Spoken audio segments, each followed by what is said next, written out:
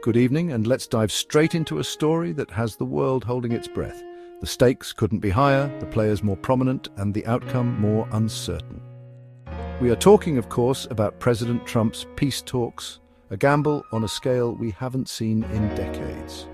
From the outset, Trump has framed himself as a deal-maker, someone who can cut through red tape and get to the heart of any issue. And now all eyes are on him as he attempts to broker peace between Russia and Ukraine. It's a conflict that has simmered for years, claiming countless lives and shattering any semblance of peace in the region. The world is watching, waiting, hoping for a sign that this time things might be different. Tonight, we'll take you inside those high-pressure negotiations, dissecting the strategies, the personalities, and the potential pitfalls that could make or break this fragile peace process. We begin in Paris, where President Trump is meeting with the leaders of Russia and Ukraine for a summit that could reshape the geopolitical landscape. Trump's approach to foreign policy, to put it mildly, has been unorthodox. From his personal rapport with Kim Jong-un to his trade wars with China, he has consistently defied expectations and upended decades of diplomatic protocol. Some call it reckless, others call it refreshing, but one thing is certain: Trump's style is impossible to ignore. His supporters argue that his unpredictability is an asset, keeping adversaries on their toes and forcing them to the negotiating table. Critics, however, worry that his impulsive nature and penchant for grandstanding could derail delicate negotiations before they even begin.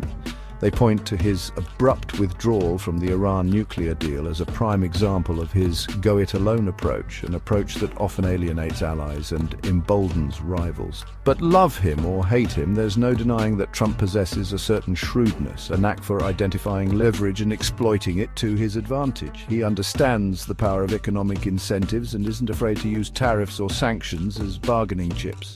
His relationship with Vladimir Putin, a leader known for his own brand of strongman diplomacy, has been particularly intriguing.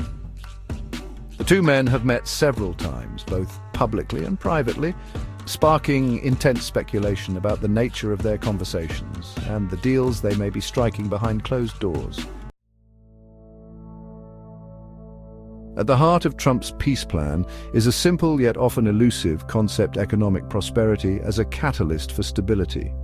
Trump believes that by fostering economic growth and interdependence, he can create a powerful incentive for cooperation and conflict resolution.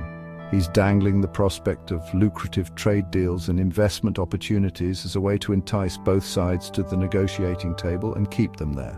For Ukraine, a country still grappling with the economic fallout of the conflict, the promise of Western investment and access to European markets is a tantalizing prospect. Russia, too, stands to benefit from eased sanctions and renewed trade relations with the West, particularly as its economy struggles under the weight of international pressure. But critics argue that Trump's focus on economic incentives is short-sighted and ignores the deep-seated historical grievances and geopolitical tensions that fuel the conflict. They point out that true peace requires more than just economic handouts. It demands political will, mutual trust, and a willingness to compromise on all sides. The question remains, can the allure of economic prosperity outweigh the bitter divisions that have plagued the region for so long? Can Trump, a master deal-maker accustomed to the cutthroat world of business, successfully apply those same principles to the complex and often intractable realm of international diplomacy?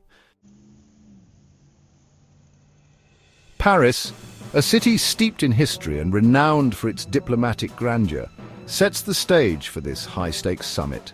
The eyes of the world are fixed on the French capital as Trump, Putin, and Zelensky sit down for talks that could determine the fate of a region teetering on the brink.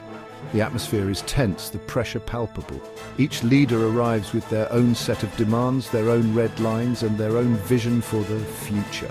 Trump, ever the showman, relishes the spotlight, using the global stage to project an image of strength and control. Putin, a master of strategy and deception, keeps his cards close to his chest, his every move calculated to keep his opponents guessing. And Zelensky, the unlikely leader thrust into the center of a geopolitical firestorm, must navigate the treacherous waters of diplomacy with both caution and resolve. The stakes couldn't be higher. A successful outcome could usher in a new era of peace and stability in Eastern Europe, a victory that would cement Trump's legacy as a peacemaker. But failure could have catastrophic consequences, plunging the region deeper into conflict and further straining relations between Russia and the West. As the summit unfolds, the world holds its breath, waiting to see if diplomacy can triumph over division, if hope can prevail over history's long shadow. We've examined Trump's unconventional approach, the potential of economic incentives, and the high-stakes diplomacy unfolding in Paris. But one question lingers: can Trump truly secure a lasting peace? Is this a turning point in history, or just another chapter in a long and bloody conflict? The jury is still out, the outcome far from certain.